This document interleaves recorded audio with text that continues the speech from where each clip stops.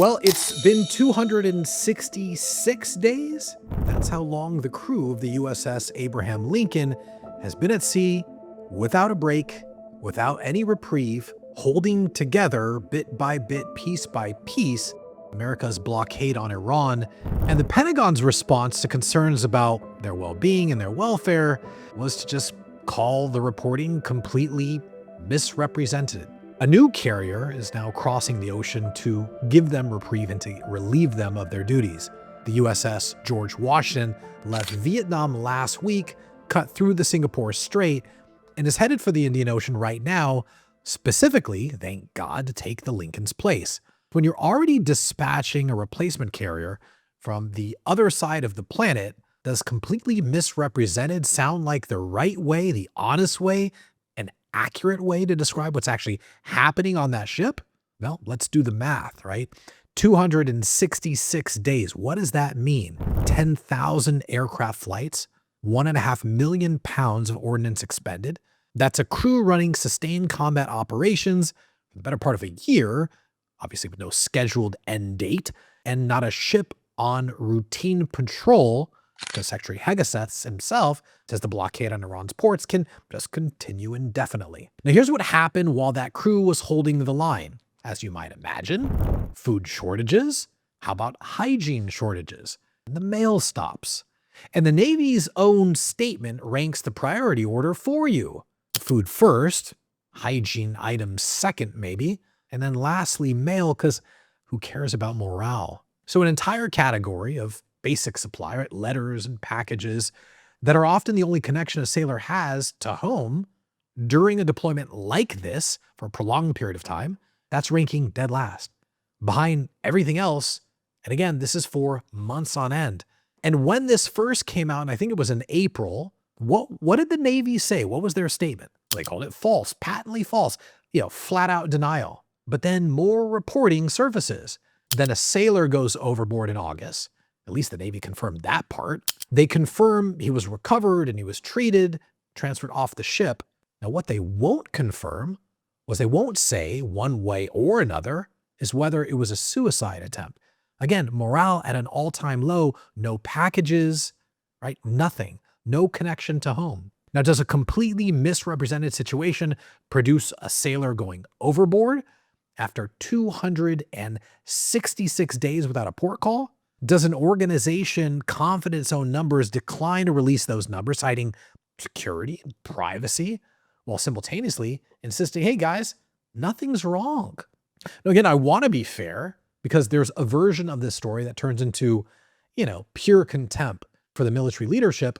And that's, quite frankly, it's not where I land. Secretary Hegseth said he has more respect and gratitude for those sailors aboard than anyone. And I actually believe what he has to say.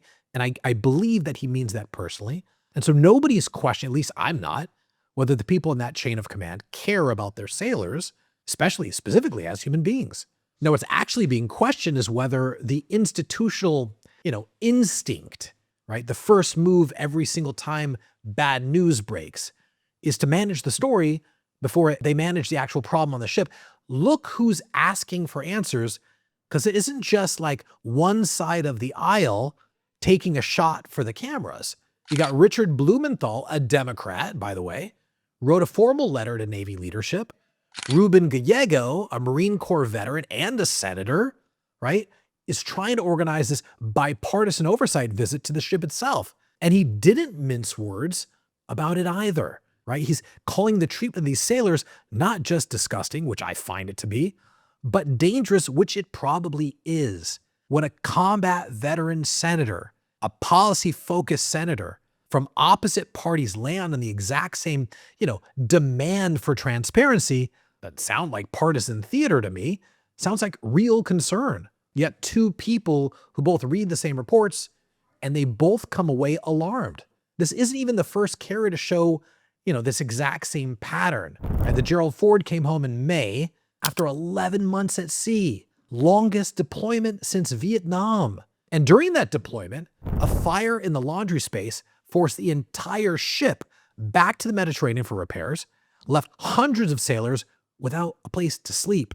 Different ship, different ocean, different command, but same underlying story. Push a crew and a piece of hardware past their limits for long enough, and something eventually breaks, whether that's a laundry room or a person.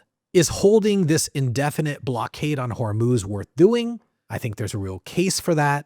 I'm not walking it back on the show. You guys know where I stand.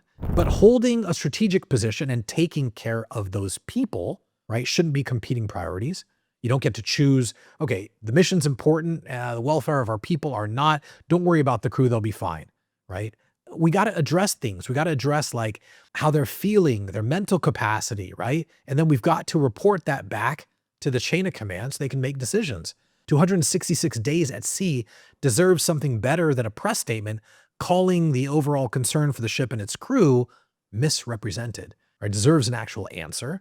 And it deserves it before the next carrier ends up, mind you, in the exact same position that the Lincoln is in now, right? If you or someone you know is a service member and they're struggling with mental health, the Veterans Crisis Line's available. Dial 988, press 1, or text 838-255 any hour at no cost. See you next time.